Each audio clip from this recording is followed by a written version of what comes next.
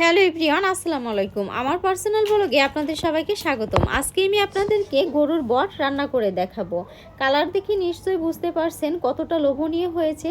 তো দেখতে না সুন্দর যত হয়েছে, তার থেকে কিন্তু খেতে ভীষণ মজা হয়েছে। তো আপনারা চাইলেই কিন্তু আমার এই রেসিপিটা ফলো করে গরু বা খাসির বট রান্না করে খেতে পারেন। খেতে কিন্তু দারুণ লাগে। এইভাবে রান্না করে খেলে স্বাদ লেগে থাকবে আজীবন।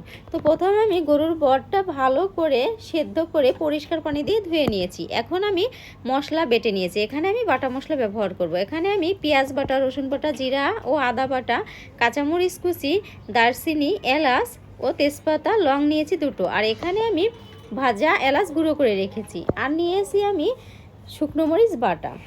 তো এবার আমার রান্না করে নেওয়ার পালা। তো দেখুন আমি কিভাবে বটটা রান্না করি। বিসমিল্লাহ।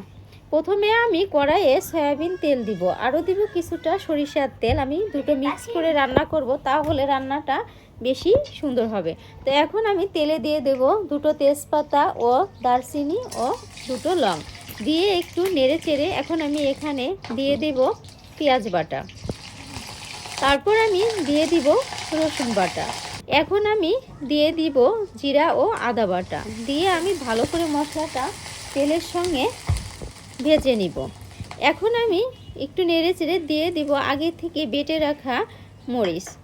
তো শুকনা মরিচটা আমি দিয়ে ভালো করে মশলাটা একটু কষিয়ে নিব।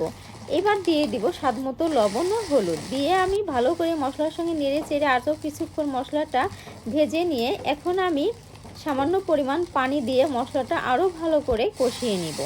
তো দেখতেই পাচ্ছেন মশলার ভিতরে পানি দিয়ে কষালে হয় কি মশলাটা কাঁচা গন্ধটা চলে যায় এবং বেশি রান্নাটাও টেস্টি হয়। তো মশলা কষানো হয়ে গেছে, মশলা দিয়ে তেল ছেড়ে দিয়েছে। এখন আমি সেদ্ধ করে ধুয়ে রাখা বট দিয়ে দিব এবং একটু নেড়ে চেড়ে সাথে সাথেই কিন্তু আমি এখানে দিয়ে দিব আলু কুচি।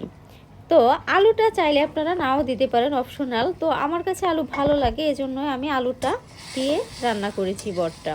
তো এখন আমি ভালো করে নেড়ে চেড়ে আলু ও বটটা ভালো করে মশলার সঙ্গে কিন্তু আমি কষিয়ে নিব।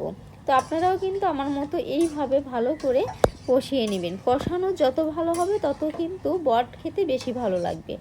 তো আমার কষানোতেই কিন্তু ভালোভাবে সেদ্ধ হয়ে যাবে।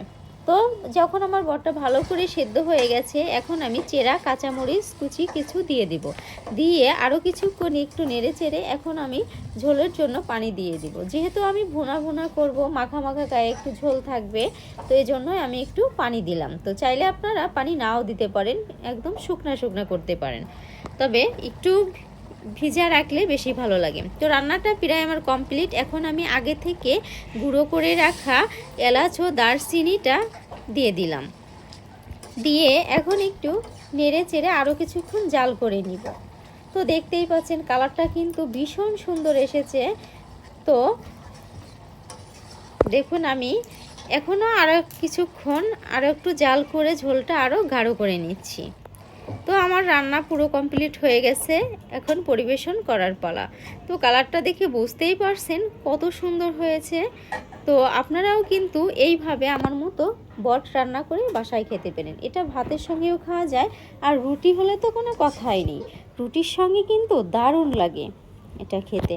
তো আপনারা কিন্তু অবশ্যই বাসায় এইভাবে আমার মতো ট্রাই করবেন। আর আমার রান্নাটা যদি ভালো লেগে থাকে অবশ্যই আপনারা লাইক কমেন্ট করতে ভুলবেন না এবং আমাকে সাবস্ক্রাইব করবেন আমার চ্যানেলটা। তো আপনারা ভালো থাকবেন, সুস্থ থাকবেন। আজকের মতো বিদায় নিচ্ছি। আল্লাহ হাফেজ।